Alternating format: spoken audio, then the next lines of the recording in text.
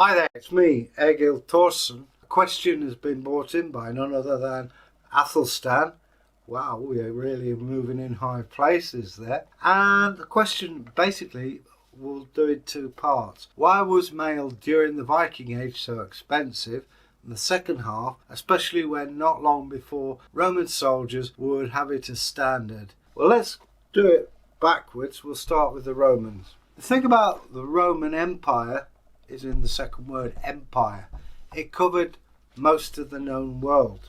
From that they had the resources not only just of raw materials and craftsmen, but they also had the power over them. Having a standing army of how many thousand there were, you needed to be equipped.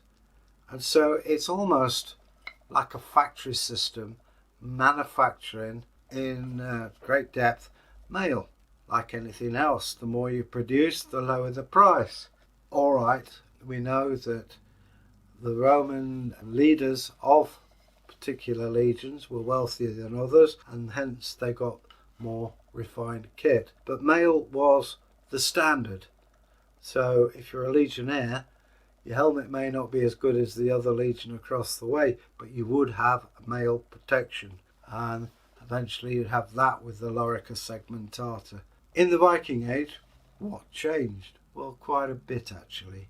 The Roman Empire, I won't say finished, it changed course, became the Roman Catholic Church. That's a thing we can debate later on. And in the East, it flourished. That meant all the skilled craftsmen who were making mail, well, by this time obviously were dead, but were not available. The resources were severely constricted from what the Romans had. So, okay, how does one make a mail shirt? Okay, you're a blacksmith in the Viking Age. You've got to get, first of all, a source of iron. So you find gobbets in a marsh of bog iron. We find that quite a bit in the wilds of Derbyshire. You pick these up and you smelt it. You have to get the iron from the stone. Scrape off the stone, which is generically slag. So you then, to make the rods, jab holes in soft ground with a rod, maybe of hazel or whatever, pour that in. Once you've got that, you have rods of iron. You then want to make that into steel if possible. You have to heat it up and put a lot of carbon, charcoal, into it. You have steel. You then have a mandrel, imagine this, a little thinner, and you wind it round like a spring. Then you have to cut each link free, so you then have a circular ring like so. You then have to make the decision, do you simply close it like that, or do you weld it and rivet it together? The high class mail obviously had a rivet through it. Especially in reenactment today, you press it together. But you have to do it exactly right, otherwise you scratch your face to ribbons putting it on. So you have all a series of rings, you sit there, and there are better minds than me who can actually do this. Tyrkir is very good at making mail.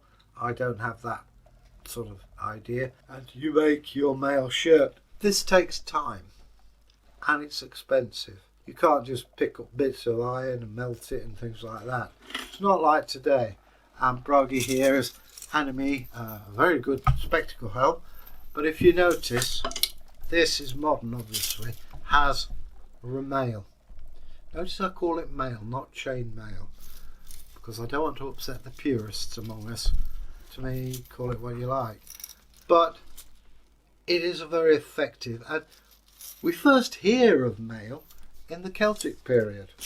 Again, there wasn't the industrialisation that the Romans had, so again, very expensive. So why bother with it?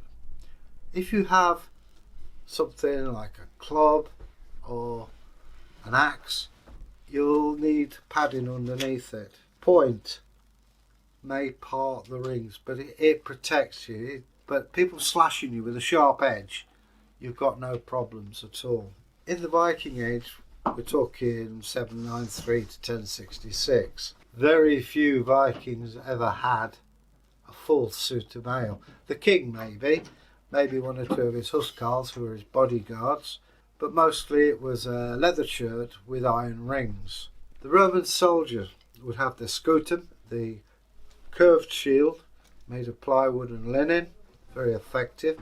They would have the lorica segmentata, which was strips of iron. Underneath that would be a mail shirt, underneath that a leather jerkin, a form of padding. So it's something that remained in service right up even to the Civil War, 17th century. It's flexible. It's not as heavy as people think. If you just pick a mail coat up, you think, cool, that's heavy. But you put it on and it's like just wearing an overcoat. Admittedly, by the end of the day, it always gets me just above the base of my spine.